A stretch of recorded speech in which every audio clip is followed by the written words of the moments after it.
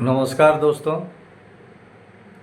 मैं कल भी बताया था, आज भी बताऊंगा और ऐसे बताता रहूंगा कि पूरा देश मेरे लिए एक परिवार है, एक यौथ परिवार। हम लोग सब देशवासी एक माँ का संतान है, बेटा का वो बेटी जो भी हो, कौन कौन सी माता का, भारत माता का संतान है। वैसे देखा जाए तो पूरा विश्व हमारे लिए एक परिवार है, जिसको हम वसुधैव कुटुंबकम कहते हैं। मगर अभी फ़िलहाल के लिए मैं पूरा देश को मैं अपना परिवार मानता हूँ। इसीलिए मेरा परिवार का कैसे उन्नति होगा, कैसे विकास होगा और वो कैसे सारी मेरा परिवार के जो सदस्य हैं वो कैसे सुख शांति में जीवन बिताएंगे, ये देखना मेरा कर्तव्य है। वैसे देखा जाए तो मैं एक साधारण आदमी हूँ। मेरा कोई पावर नहीं है या मेरा कोई बहुत बड़ा ज्ञान या ऐसे कुछ नहीं है। मैं एक साधारण सा नागरिक हूँ। मगर वो साधारण होने से भी क्या हुआ, हर एक साधारण नागरिक का एक स्वप्न होता है कि मेरा भारत ऐसे होना चाहिए, मेरा भारत रूपक परिवार वैसे सुख या शांति में रहना चाहिए। वो सपना देखने का अधिकार तो है दोस्तों, वो तो कोई नहीं छीन सकता मुझसे। मैं साधारण हो सकता हूँ, मेरा मेरा सपना है कि मेरा परिवार भारत जिसको मैं परिवार कहता हूँ कैसे होना चाहिए। तो मेरा परिवार का सबसे प्रथम जो आवश्यक चीज़ क्या है? शिक्षा। दोस्तों, हम आज तक ये समझ नहीं पाए कि शिक्षा क्या है। शिक्षा केवल ज्ञान का अर्जन नहीं है। शिक्षा वो चीज़ है जो कि पूरा जीवन को रोशनी से भर देता है। शिक्षा ऐसे एक चीज़ है जो कि एक आदमी का शारीरिक, मानसिक, सामाजिक, आर्थिक, राजनैतिक, सांस्कृतिक, धार्मिक संपूर्ण विकास कर देता है। एक व्यक्ति का व्यक्तित्व में पूरा विकास को हम शिक्षा कहते हैं, कहना चाहिए। मगर आज जो मॉडर्न एजुकेशन सिस्टम है, आज का जो आधुनिक शिक्षा है, वो तो सिर्फ ज्ञान अर्जन में लिमिटेड रह गया है। मगर शिक्षा एक सामग्रिक विकास है। एक व्यक्ति का सामग्रिक व्यक्तित्व का विकास जो शिक्षा कहलाएगा, वो हम आज नहीं जानते हैं। शिक्षा एक आदमी को जिंदगी कैसे जीना है वो सिखाता है। जिंदगी सिर्फ सुख का नाम नहीं है, दुख भी आता है, हाँ, झड़झंझा भी आता है, कठिनाई का सामना करना पड़ता है। उस कठिनाई को, उस दुख को हम कैसे झेलेंगे, कैसे पार करेंगे, वो शिक्षा केवल हम एजुकेशन सिस्टम से हमें मिलना चाहिए था, नहीं मिल रहा है। मैं तो आप बता रहा हूँ ना, आप हमारा एजुकेशन सिस्टम क्या है, हिस्ट्री, ज्योग्राफी, इकोनॉमिक्स या फिजिक्स, केमिस्ट्री, मैथ या कॉमर्स का कुछ सब्जेक्ट्स ऐसे रह जाता है। सब्जेक्ट्स में या यानी ज्ञान अर्जन टेक्नोलॉजिकल हो या प्रोफेशनल हो, वो ज्ञान अर्जन में सीमित रह गया है। ज़िंदगी को हम कैसे जिएंगे, कठिनाई का कैसे सामना करेंगे, अगर दुख आता है, शोक आता है, उसको कैसे डील करेंगे, वो नहीं सिखाता है हमें। आज का जो आधुनिक शिक्षा प्रणाली में ये सब चीज़ है ही नहीं। मगर प्राचीन काल में जो गुरुकुल प्रथा था बंधुगण, उसमें ये सब चीज़ एक इंसान को सिखाता था। भले ही उस टाइम में फिजिक्स, केमिस्ट्री, मैथ नहीं था, या हिस्ट्री, ज्योग्राफी, फिलोसफी या अकाउंटेंसी ये वगैरह नहीं था, मगर जो था उसी चीज़ को हम ऐसे सीखते थे। जिंदगी को कैसे जीना होगा हम वो गुरुकुल में सीखते थे। हमारा गुरु भी ऐसे थे। इसीलिए हम उस टाइम में कहते थे गुरु ब्रह्मा गुरु विष्णु गुरुदेव महेश्वर गुरु साक्षात परम ब्रह्म तस्मै श्री गुरुवे नमः। गुरु ब्रह्मा विष्णु महेश सबसे बड़ा होता है। क्यों बड़ा होता है? वो ज्ञान तो देते हैं, जिंदगी को कैसे जीना है वो भी सिखाते थे। हाँ, जैसे कि दुख हुआ या क्रोध का समय आया, आप क्रोध को कैसे कंट्रोल करेंगे, जिंदगी को कैसे सुखमय बनाएंगे। हम तो कहते हैं ना कि ज़िंदगी एक दुख का सागर है, दुख का दरिया है। तो उस दुख को, दरिया को कैसे पार करना होगा, वो चीज़ आज नहीं सिखाया जाता है। मगर वो पहले सिखाया जाता था। एक व्यक्ति का संपूर्ण सामग्रिक विकास किया जाता था उस टाइम में। गुरुकुल में रह के आने के बाद एक आदमी एक जो इंसान एक्चुअल इंसान बन जाता था। उसको हम एक व्यक्ति इंसान में परिणत हो जाता था, इंसानियत उसमें भर जाता था।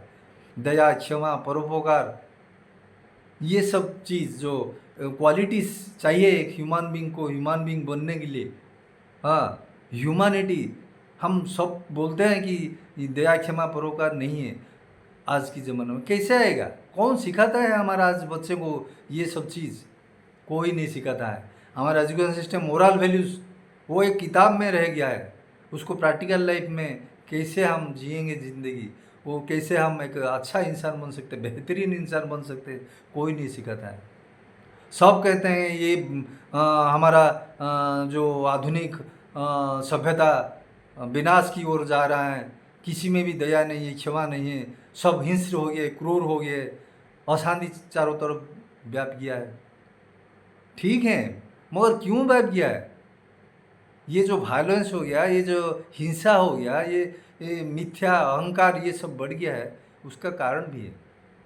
हमें कोई नहीं सिखाता है, ना परिवार में नहीं कोई सिखाता है, ना स्कूल में, ना कॉलेज में, ना यूनिवर्सिटी में। कहीं भी जाइए आपको सब्जेक्ट रिलेटेड ज्ञान ही मिलेगा, मगर ज़िंदगी ऐसे कैसे जिया जाए, ये जो ह्यूमन वैल्यूज़, उसका महत्व क्या है, उसको कैसे अपना ज़िंदगी में अमल करेंगे, कोई नहीं सिखाता है। ये सब रहना चाहिए था। इसीलिए जो जानता है हमारा पुरातन शिक्षा व्यवस्था गुरुकुल को, वो कभी नहीं भूल पाएगा, कभी भी नहीं भूल पाएगा। उसमें हर एक जो जाता थे शिष्य कहलाते थे, वो जो स्टूडेंट्स, एक गुरु के सामने उसका राजा का बेटा भी शिष्य बन के आता था, एक चासी का बेटा भी आता था, एक शूद्र का बेटा भी आता था। सभी जाके वहाँ गुरुकुल में सभी समान थे, गुरु के लिए सभी शिष्य समान थे। वो सिर्फ विषयगत ज्ञान ही नहीं मिलता था, उनको जिंदगी का ज्ञान मिलता था, जिंदगी का पाठ यहाँ वहाँ पढ़ाया जाता था। आज तो हम हास्यास्पद कर देते हैं, गुरुकुल की बात कर रहा है, वो कौन पुराना आदमी कहाँ से आ गया है? अब क्या हर एक पुराना चीज़ बेकार है क्या? तो क्यों आप एक कहावत बना रखे हैं कि ओल्ड इज गोल्ड, सिर्फ बोलने के लिए?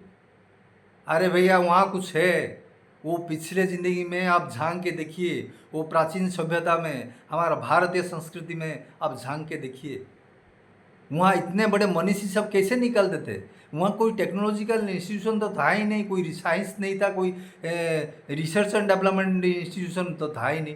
इतने बड़े साइंटिस्ट सब कैसे निकलते थे? आर्यभट्ट हो गया, हाँ, बाराहमीर हो गया, रामानुजन हो गया जैसे मैथमेटिशियन, वो सब कैसे निकलते थे? वहाँ उस गुरुकुल में उनको त्याग सिखाया जाता था। पढ़ाई के समय में जो त्याग जरूरत है, हाँ, ब्रह्मचर्य पालन करते थे। ब्रह्मचर्य का अर्थ आप क्या जानते हैं क्या? आप तो मुझे अटहास्य करेंगे वो सब चीज़ अगर आपको बताऊंगा।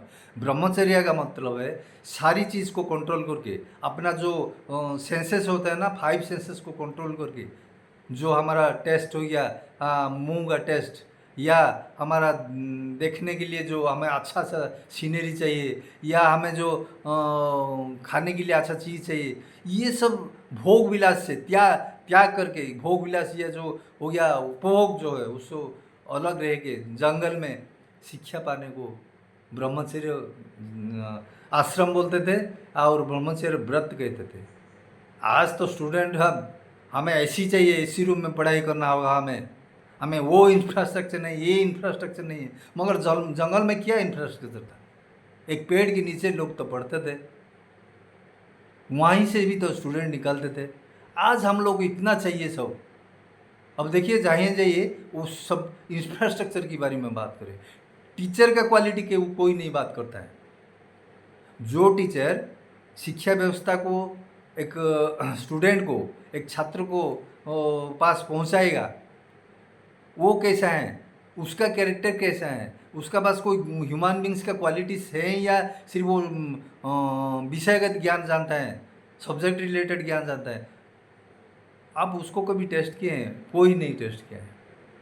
टीचर कैसे वो एसी रूम होना चाहिए था, वो बिल्डिंग बहुत बड़ा बड़ा होना चाहिए था, 10 मंजिल का बिल्डिंग होना चाहिए। ओह हमारा स्कूल जानते हैं क्या, वो बता नहीं, वो कितना अच्छा है कोई, मगर उसका जो टीचर है वो क्वालिटी बहुत कम होता है यार। और जो होते हैं, सपोज कोई टीचर पीएचडी किया होगा या एमए किया होगा, मगर वो ज़िंदगी कैसे जिएगा कोई सिखाता है क्या? मॉडर्न टीचर कोई स्टूडेंट को ज़िंदगी कैसे जिया जाएगा, माया मोह से दूर होके आप कैसे ज़िंदगी को बेहतरीन ज़िंदगी जी सकते हैं, लोभ को छोड़ सकते हैं, हाँ परोपकार कर सकते हैं, दया क्षमा परोपकार, ये सब गुण हमें सिखाते हैं क्या? अगर भी कोई टीचर सिखाता है वो स्टूडेंट कोई नहीं सीखेगा। उसको तो सिगरेट फूंकते हैं हम, टीचर की मुंह में सिगरेट धुआं फूंकते हैं, हम उसको क्रेडिट मानते हैं क्योंकि हम वेस्टर्न हो गए ना, वेस्टर्न सिस्टम ऑफ एजुकेशन। मगर मैं एक बात करता हूँ, हर एक वेस्टर्न कल्चर का जो ट्रेड्स या जो कैरेक्टर वो इंडिविजुअल वो सब अच्छा नहीं होता है। हमारे भी कल्चर में कुछ अच्छा है यार, उसको भी मानो। अपने को आप अपमानित करके क्यों दूसरे को सम्मानित करने चाहते हो? आप प्राचीन भारत में सब कुछ बेकार था क्या? जो प्राचीन भारत की बात करेगा आप उसको तो ये जाएगा ट्रेडिशनल आदमी कहाँ से आई है, इसका थिंकिंग बहुत पुराना है। तो पुराना चीज़ में कुछ भी नहीं है, पुराने चीज़ को कुछ अपना के देखिए जरा, आसन को, प्राणायाम को, ध्यान को, समाधि को, ये सब अपना के आप थोड़ा देखिए कि सही में वो लोग साइंटिस्ट थे। हर एक आदमी उस टाइम में साइंटिस्ट था। आप तो एक करोड़ में भी एक साइंटिस्ट नहीं दिखाई जा रहा है। आप अपने आप को जो मॉडर्न बोलते हो, माफ़ करना बंधुगण, मैं आपको कुछ डांट रहा हूँ, मैं रियलिटी बता रहा हूँ।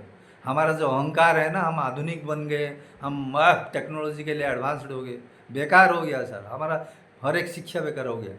अगर हमें भी कोई टेक्नोलॉजिकल एडवांसमेंट है, अचीवमेंट, मगर हम उसी टेक्नोलॉजिकल एडवांसमेंट में कभी सुखी नहीं रह पाते हैं।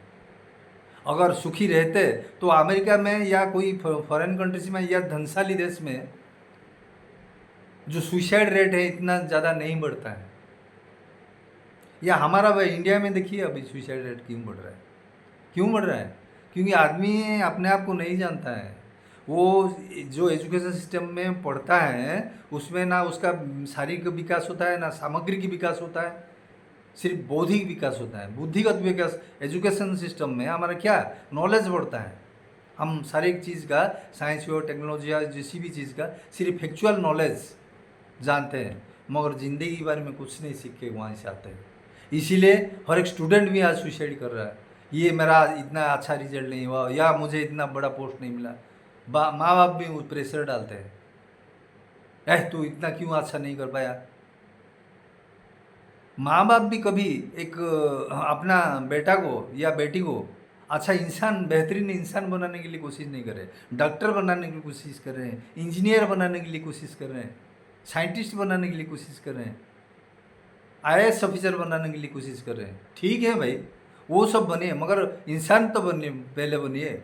अगर इंसानियत आपका पास में नहीं है, आईएएस ऑफिसर हो जाइए या आप प्रधानमंत्री बन जाइए, कोई फायदा नहीं है। ना आप खुद सुख भोग पाएंगे या दूसरे को सुख दे पाएंगे। हमें अपना अंदर में इंसानियत लाना होगा, नहीं तो कितना भी। अब देखिए पैसा का कमी है क्या, किसका पास 10,000 करोड़, किसका 12,000 करोड़, किसका पास 1 लाख करोड़, इवन 10 लाख करोड़ भी है, मगर कोई शांति में नहीं है, क्योंकि लोभ का कोई लिमिट नहीं होता है। जितना आएगा पैसा उतना आपको चाहिए, और चाहिए और चाहिए। वो जो मृग तृष्णा कहते हैं, हाँ वो तो बढ़ता ही जाता है। तो उसको अगर आप थोड़ा सा भी रियलाइज़ करेंगे तो थोड़ा पीछे मुड़ के देखिए, अपना एजुकेशन सिस्टम के बारे में देखिए, जो गुरुकुल में क्या था। अब हम तो ब्रिटिशर्स को देख के उनका एजुकेशन सिस्टम को, वेस्टर्न सिस्टम ऑफ एजुकेशन का अपने ऊपर लद दिया है।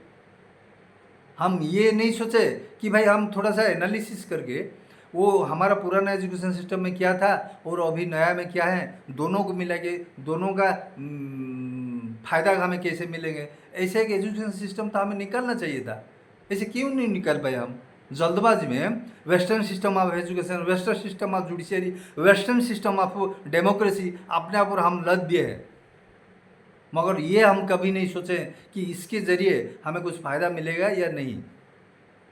ये जो अंध अनुकरण जिसको कहते हैं ब्लाइंड इमिटेशन, नकल करना है, बंदर जैसे हम नकल करते हैं, हमारे पास में ओरिजिनलिटी कुछ है ही नहीं। चलिए बंधुगण, आज तो टाइम बहुत हो गया, क्योंकि आप वीडियो अगर लॉन्ग बनाएंगे तो आप देखेंगे नहीं, और मुझे अगर ढूंढेंगे मारने के लिए, पीटने के लिए, अगर मैं आपको थोड़ा सा कुछ बोल दिया तो माफ़ कीजिए बंधुगण। मेरा दिमाग में सिर्फ मेरा परिवार का कैसे भला होगा, मेरा देश एक परिवार है, उसका कैसे भला होगा, यही सब मेरा मन में था। आप मेरे बात को थोड़ा बुरा मत मानिए प्लीज़, और इस वीडियो को ज़रूर देखिए और दूसरे को भी उसको भेजिए, सेंड कीजिए, ताकि आज ज़्यादा से ज़्यादा लोग ये सब वीडियो देखिए। ऐसे वीडियो मेरा हमेशा आता रहेगा सभी के ऊपर। थैंक यू, नमस्कार।